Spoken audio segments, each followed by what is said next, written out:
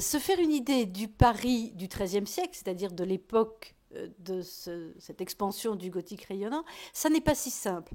Parce que si nous savons bien quels sont les bâtiments qui ont été construits à cette époque-là, si nous en avons des vestiges, l'aspect urbain nous est beaucoup moins bien connu parce que nous n'avons pas de représentation du Paris du XIIIe siècle.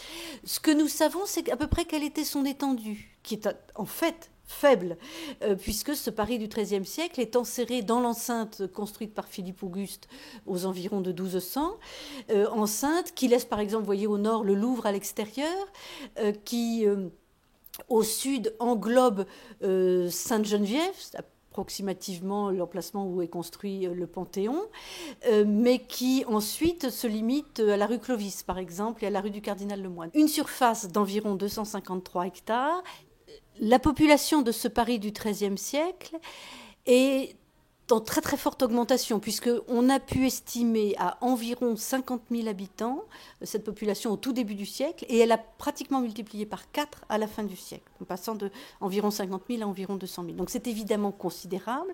Il faut imaginer, ça on peut l'imaginer grâce ne serait-ce qu'au plan de Turgot ou à ses représentations nettement postérieures, où on voit ce tissu urbain extrêmement dense, ces petites maisons accolées les unes aux autres. Vous pouvez imaginer par exemple que dans l'espace de ce que l'on appelait alors le Palais des Thermes, donc les thermes gallo-romains qui font partie de la ville, vous aviez un habitat très très très serré avec une multitude de petits artisans, de petits commerçants qui avaient leurs maisons à l'intérieur, qui subsisteront d'ailleurs jusqu'à une date très tardive. Il faut imaginer par exemple que Notre-Dame n'était pas du tout précédée d'un grand parvis dégagé devant la façade, mais au contraire enserré dans ce réseau très très dense de construction. Qu'est-ce que l'on peut dire sinon de ce Paris du XIIIe siècle? Alors ça, c'est peut-être assez proche de ce qu'il est aujourd'hui.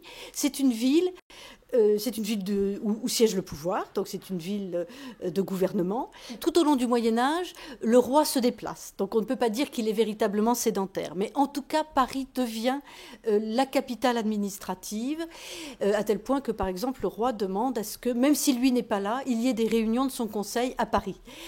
Donc c'est une capitale de gouvernement, c'est une capitale administrative, c'est une capitale d'enseignement, c'est une capitale intellectuelle, puisque, là aussi, vous le voyez bien quand vous venez au musée de Cluny, vous avez la Sorbonne en face, qui a été créée par Robert de Sorbonne sous le règne de Saint-Louis, et autour de cette Sorbonne se créent ces fameux collèges qui sont destinés à abriter, recueillir les étudiants qui viennent étudier à Paris. Donc c'est aussi une ville intellectuelle, une ville qui rayonne beaucoup par son enseignement. C'est une ville commerçante, et c'est une ville d'artisans. Donc effectivement, ça c'est peut-être ce que le Paris a le plus perdu, cette multitude de petits artisans que l'on connaît bien grâce à ce document que l'on appelle le livre des métiers d'Étienne Boileau, qui répertorie et décrit tous les métiers qui existent à Paris à cette époque-là. Il y en a évidemment des centaines.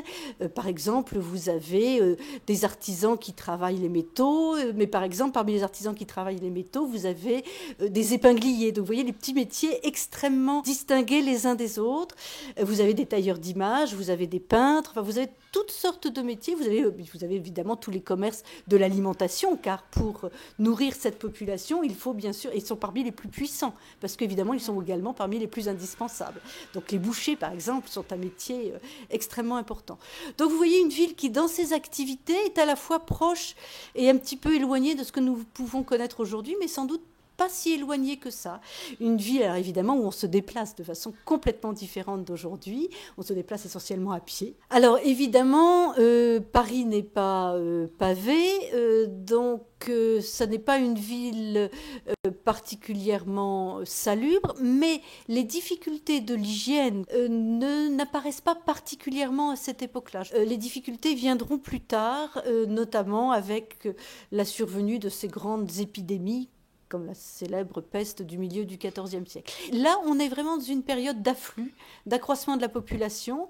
Les gens viennent de la campagne, bien sûr, des campagnes environnantes, attirés justement par l'extraordinaire dynamisme. Et cet extraordinaire dynamisme, et là on rejoint le propos de l'exposition, est accompagné par le dynamisme des constructions, constructions nouvelles d'habitation, bien sûr, mais aussi constructions nouvelles de collèges, par exemple, pour héberger les étudiants, constructions nouvelles d'édifices d'édifices religieux pour les besoins de la liturgie, des services liés aux différentes congrégations qui sont présentes à Paris.